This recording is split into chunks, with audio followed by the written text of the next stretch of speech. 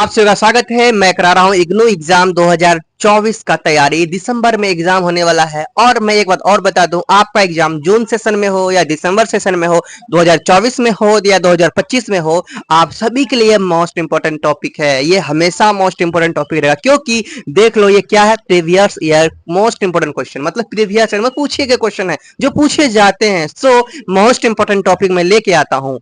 आज जो हम सीखने वाले हैं, आज का जो हमारा टॉपिक है वो है मंगोल समस्या। कौन सा टॉपिक है? मंगोल समस्या। इससे पिछले वीडियो में हम लोगों ने विजयनगर साम्राज्य की स्थानीय प्रशासन को कंप्लीट किया था, मुगल राजपूत संबंध को कंप्लीट किया था, मध्यकालीन भारत में इतिहास लेखन को कंप्लीट किया था। आज के इस वीडियो में हम लोग मंगोल समस्या का अध्ययन करेंगे। मंगोल समस्या एक टॉपिक है जो एग्जाम में पूछे जाते हैं, इनका हम लोग क्या करेंगे, चर्चा करेंगे, इनको हम लोग सीखेंगे ये होता क्या है। सो आप लोग हमारे साथ बने रहें। चैनल में न्यू हो तो चैनल को सब्सक्राइब करें, बेल आइकन को दबा लें ताकि ये वीडियो आपको मिलता रहे। और इग्नू का कंप्लीट तैयारी कराऊंगा, आपको जो जो कोड है आप अपने कोड को कमेंट करें। ओके, सो उसी अनुसार हम लोग आगे बढ़ेंगे।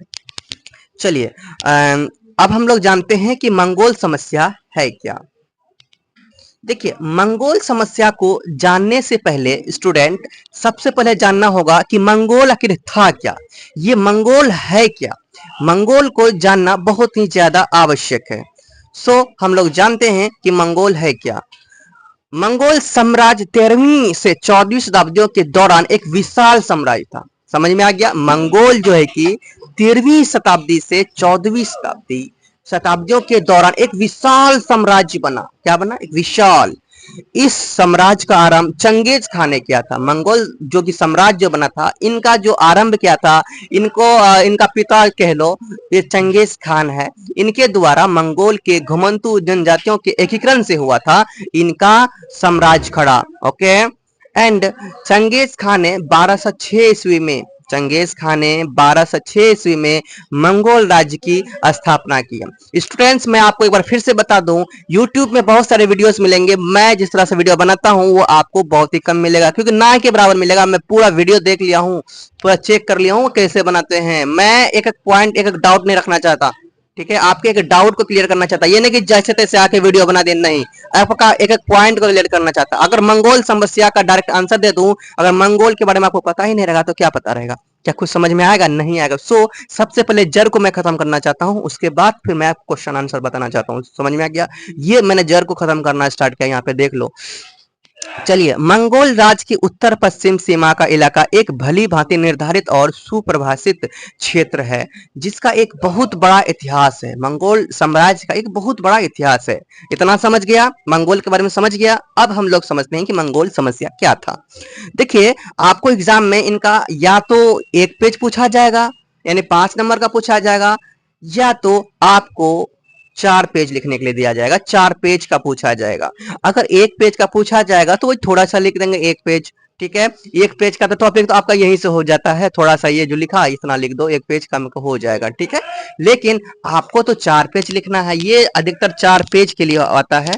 ओके, तो 4 पेज के लिए जब आएगा तो आप कैसे लिखेंगे ये आपको बताऊंगा। ठीक है, वैसे मैं 4 पेज का 4 पेज लेके आया हूँ। ठीक है, 4 पेज का 4 पेज लेके आया हूँ, 4 पेज का आंसर आप लोगों के लिए लेके आया हूँ। आप लोग कंटिन्यू बने रहे। ठीक है, एक पेज कम नहीं होगा, पूरा पेज लेके आया हूं आपके लिए। मंगोल समस्या। हिंदू कुश पर्वत द्वारा विभाजित काबुल गजनी गंधार रेखा पर दिल्ली सल्तनत का नियंत्रण न केवल प्राकृतिक सीमाओं के स्थायित्व के लिए महत्वपूर्ण था, अपितु यह भी एक सत्यता थी कि यह मार्ग भारत को उस बड़े सिल्क मार्ग से जोड़ता था जो चीन से मध्य एशिया एवं ईरान होकर गुजरता था। ओके, देखो, आपको ना सुनना है, समझना है ध्यान से। आप सही से अगर सुनेंगे ना तो ये यही याद हो जाएगा। समझ में आ गया? और बाद में आप लिख लेंगे लास्ट में। ओके, लेकिन मध्य एवं पश्चिम एशिया में होने वाले परिवर्तनों के कारण नव स्थापित तुर्की राज्य इस कार्य को ना कर सका। तुर्की राज्य इस कार्य को ना कर सका। अब आगे देखते हैं, आप लिख लें, इसे लिख लें।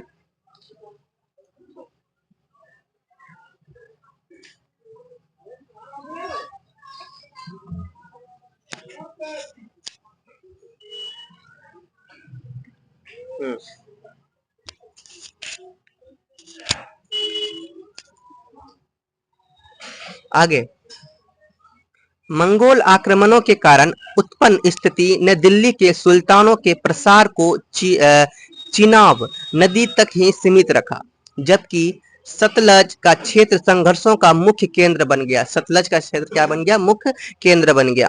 इस प्रकार सिंधु नदी भारत की एकमात्र सांकेतिक सीमा बनकर रह गई और सभी व्यवहारिक उद्देश्यों के लिए नियंत्रण रेखा केवल सिंधु नदी के पश्चिम तक ही सीमित थी।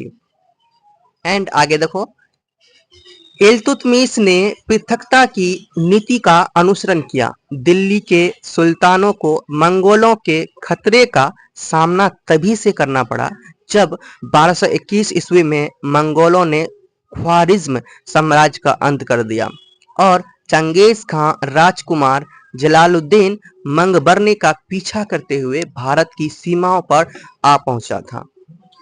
समझ रहे हैं, सुन रहे हैं ना? सही से सुनना है आपको, उसके बाद लास्ट में आपको लिखना है। ओके, सो जलालुद्दीन को जब कोई विकल्प दिखाई नहीं पड़ा तब उसने सिंधु नदी को पार किया और सिंधु के पूर्वी क्षेत्र में घुस गया। इल्तुतमिश मंगोलों को भारत की सीमा तक जाने के कारण नजरअंदाज नहीं कर सकता था, लेकिन उसके लिए सिंधु क्षेत्र में मंगबरनी की उपस्थिति भी समान रूप से महत्वपूर्ण थी। अब नेक्स्ट देखते हैं, नेक्स्ट क्या है? यहाँ है नेक्स्ट।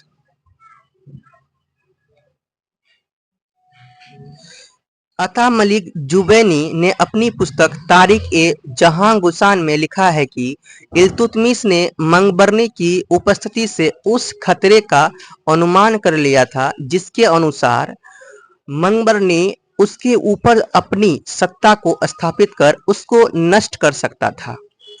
इसके अतिरिक्त इल्तुतमिश भली भांति सल्तनत की कमजोरियों से परिचित था। इन्हीं कारणों से बाध्य होकर इल्तुतमिश ने पृथकता की नीति का अनुसरण किया।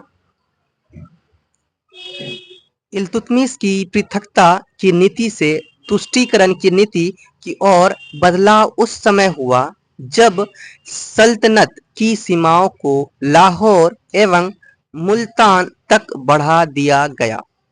इस नीति के कारण मंगोल आक्रमणों के सम्मुख सल्तनत प्रत्यक्ष तौर पर आ गई, क्योंकि अब दोनों के मध्यवर्ती राज्य नहीं रहा था। हमको इस तथ्य को भी ध्यान में रखना चाहिए कि अनाक्रमण की नीति का अनुसरण चंगेज खां के पुत्रों के बीच साम्राज्य के बंटवारे का परिणाम था, क्योंकि इससे उनकी शक्ति कमजोर हो गई थी। दूसरा कारण यह भी था क्या कि उस समय मंगोल पश्चिम एशिया में व्यस्त थे। चाहे कोई भी कारण रहे हो, किंतु 1240 से 1266 के मध्य मंगोलों ने प्रथम बार भारत पर, यहाँ भारत होगा, प्रथम बार भारत पर